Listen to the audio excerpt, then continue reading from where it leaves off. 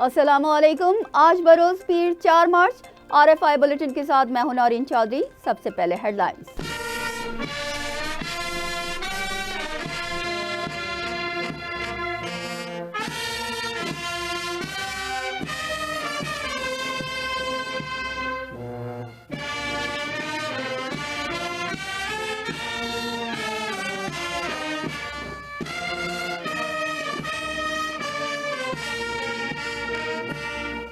میں محمد شہباز شریف صدق دل سے حلف اٹھاتا ہوں صدق دل سے حلف اٹھاتا ہوں کہ میں خلوص نیت سے پاکستان کا حامی اور وفادار رہوں گا. نو منتخب وزیر اعظم شہباز شریف نے اسلامی جمہوریہ پاکستان کے 24ویں وزیر اعظم کے عہدے کا حلف اٹھا لیا. ترکیہ، تاجکستان، چین اور ایران کے صدور کی شہباز شریف کو وزیر اعظم منتخب ہونے پر مبارکباد. حکومت کا گلگت بلتستان میں پن بجلی کے وسائل کے لیے ریگولیٹری ادارہ بنانے کا فیصلہ.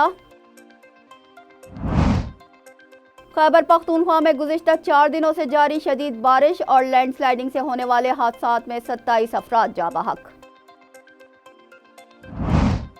مالدیپ کے صدر کے بھارتی افواج کے مکمل انخلا کے حکم کے باوجود بھارتی فوج مالدیپ کے قریبی جزیروں پر ڈیرہ ڈالنے کو تیار. بھارتی بحریہ نے نیا اڈہ بنا لیا. غزہ کے شہر رفح میں مسلسل بمباری سے جڑواں بچوں سمیت 25 فلسطینی مارے گئے. پاکستان سپر لیگ کے 9ویں ایڈیشن کے میچ میں ملتان سلطانز نے عثمان خان کی شاندار سنچری کی بدولت کراچی کنگز کو 20 رن سے شکست دے کر ایونٹ میں 6ٹی فتح کے ساتھ پلے آف میں جگہ بنا لی. ہیڈ لائنز آپ نے ملاحظہ کی. چلتے ہیں خبروں کی تفصیلات کی جانب. مسلم لیگ نون کے صدر میاں محمد شہباز شریف نے ملک کے 24ویں وزیر اعظم کا حلف اٹھا لیا.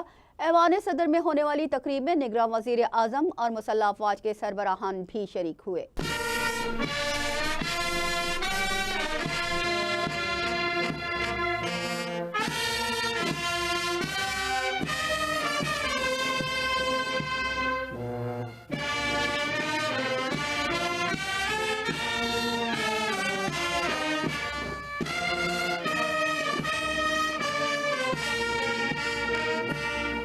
صدر مملکت ڈاکٹر محمد عارف الوی نے منتخب وزیر اعظم میاں محمد شہباز شریف سے حلف لیا. میں محمد شہباز شریف صدق دل سے حلف اٹھاتا ہوں صدق دل سے حلف اٹھاتا ہوں کہ میں خلوص نیت سے پاکستان کا حامی اور وفادار رہوں گا. اس موقع پر نگراں وزیر اعظم انوار الحق کاکڑ، سابق وزیر اعظم نواز شریف، سابق صدر Asif Ali Zardari, chairman senate, speaker قومی assembly Ayaz Sadiq, joint chief of staff committee کے chairman general Sahir Shamshad Mirza, army chief general Asim Munir, naval chief admiral Naveed Ashraf, air chief marshal Zaheer Ahmed Babar Sidhu, Punjab Sindh Balochistan کے وزرائے اعلیٰ، پیپلز پارٹی کے چیئرمین بلاول بھٹو زرداری، MQM کے خالد مقبول صدیقی، ڈاکٹر فاروق ستار سمیت مختلف جماعتوں کے رہنما اور شخصیات بھی موجود تھی.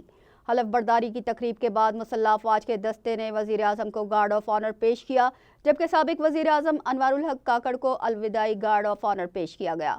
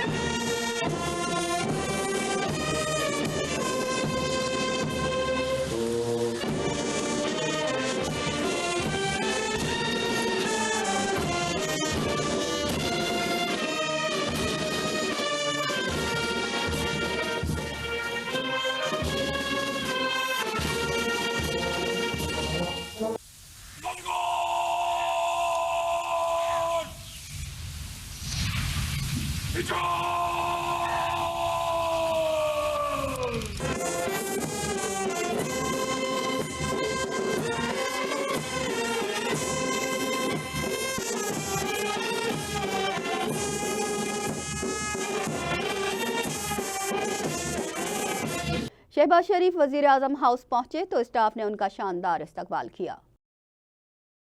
ترکیہ، تاجکستان، چین اور ایران کے صدور کی شہباز شریف کو وزیر اعظم منتخب ہونے پر مبارکباد۔ بیجنگ سے جاری بیان کے مطابق چینی صدر نے شہباز شریف کو قومی اسمبلی میں اسلامی جمہوریہ پاکستان کا وزیر اعظم پاکستان منتخب ہونے پر مبارکباد پیش کی، جبکہ ایران کے صدر سید ابراہیم رئیسی نے بھی مبارکباد دیتے ہوئے کہا کہ نئی حکومت پاکستانی عوام اور ملک کی ترقی کے لیے بھرپور کوشش کرے گی۔ تاجکستان کے صدر نے شہباز شریف کو دوسری بار وزیر اعظم منتخب ہونے پر مبارکباد دیتے ہوئے اپنے ملک کا دورہ کرنے کی دعوت دی، جبکہ دوسری جانب ترک صدر نے بھی نو منتخب وزیر اعظم سے ٹیلی فونک رابطہ کیا اور مبارکباد دی۔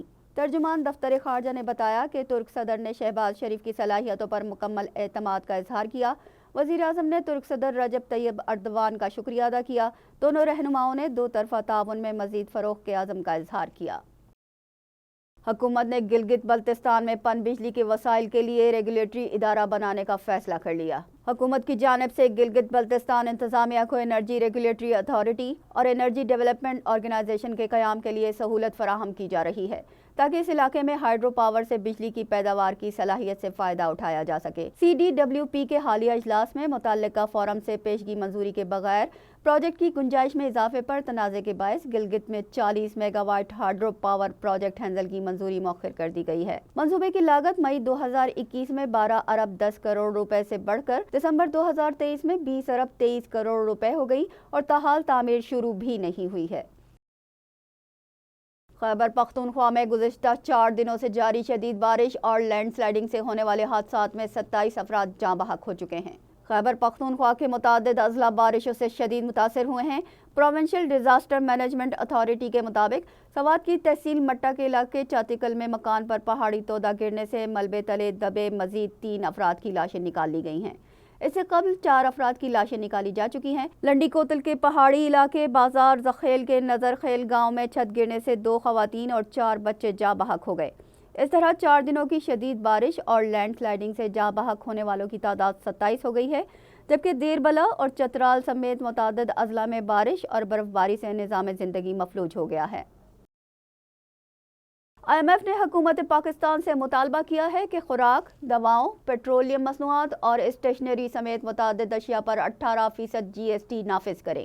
IMF نے FBR کو کئی درجن اشیاء کو جنرل سیلز ٹیکس کی 18% کی معیاری شرح میں لانے کی سفارش کی ہے، جن میں غیر پروسیس شدہ خوراک، اسٹیشنری آئٹمز، ادویات، POL مصنوعات اور دیگر اشیاء شامل ہیں۔ IMF نے اندازہ لگایا کہ GST کی شرح کو معقول بنانے سے مجموعی ملکی پیداوار GDP کا 1.3% محصول حاصل ہو سکتا ہے، جو قومی خزانے میں 1300 ارب روپے کے برابر ہے۔ مجموعی طور پر IMF نے تعمیل سے متعلق تمام تحریف آمیز ٹیکس پالیسی تبدیلیوں کو ہٹانے کا مطالبہ کیا ہے۔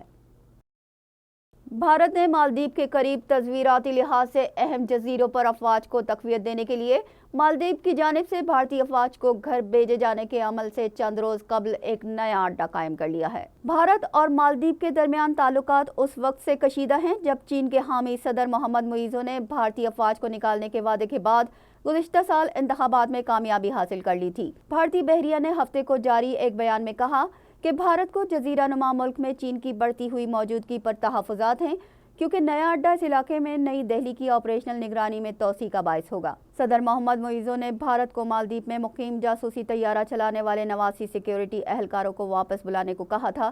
سیکیورٹی اہلکاروں کا پہلا دستہ 10 مارچ تک روانہ ہونے والا ہے اور سبھی اہلکار 2 ماہ کے اندر واپس روانہ ہو جائیں گے۔ بحریہ کے بیان کے مطابق بھارت کے لکشدیپ جزیروں پر 6 مارچ کو کھلنے والا نیا اڈہ وہاں موجود چھوٹے دستے کو ایک آزاد بحری یونٹ میں تبدیل کر دے گا۔ غزہ کے شہر رفح میں مسلسل بمباری سے جڑواں بچوں سمیت 25 فلسطینی مارے گئے۔ 7 اکتوبر سے غزہ پر حملوں میں کم از کم 30,410 فلسطینی شہید اور 71,700 زخمی ہو چکے ہیں۔ گزشتہ 24 گھنٹوں کے دوران رفح میں نور شمس پناہ گزین کیمپ میں جھڑپوں، فائرنگ اور بمباری میں 92 فلسطینی شہید ہو گئے۔ فلسطینی خاتون اپنی شادی کے 11 سال بعد ماں بنی تھی۔ ان کے ہاں 4 ماہ قبل جڑواں بچوں کی پیدائش ہوئی تھی، تاہم رفح میں بمباری کے نتیجے میں دونوں بچے شہید ہو گئے۔ ایران میں پارلیمانی اور ماہرین کونسل کے انتخابات میں قدامت پسند امیدواروں نے اکثریت حاصل کر لی ہے۔ الجزیرہ کی رپورٹ کے مطابق 1 مارچ کو لاکھوں لوگوں نے 290 قانون سازوں اور ماہرین کی اسمبلی کے 88 اراکین کو منتخب کرنے کے لیے ووٹ ڈالے تھے۔ اسلامی مشاورتی اسمبلی کی نشست حاصل کرنے کے لیے 15,000 سے زیادہ امیدوار میدان میں ہیں۔ انہیں 4 سال کی مدت کے لیے منتخب کیا جاتا ہے، جبکہ اسمبلی میں ایران کی مذہبی اقلیتوں کے لیے 5 نشستیں رکھی گئی ہیں۔ ایران کی 8 کروڑ 50 لاکھ آبادی میں سے 6 کروڑ 1 لاکھ سے زائد ووٹ ڈالنے کے اہل ہیں۔ دارالحکومت تہران میں ووٹرز کا ٹرن آؤٹ تقریباً 25% رہا، جبکہ مجموعی طور پر ملک میں الیکشن کے دوران ووٹر ٹرن آؤٹ 40% سے زیادہ رہا۔ انتہائی قدامت پسند امیدواروں نے پارلیمنٹ کی 30 نشستوں میں سے 12 پر کامیابی حاصل کی۔ کچھ نشستوں کا تعین دوسرے مرحلے میں کیا جائے گا، جو اپریل یا مئی میں شیڈیولڈ ہیں۔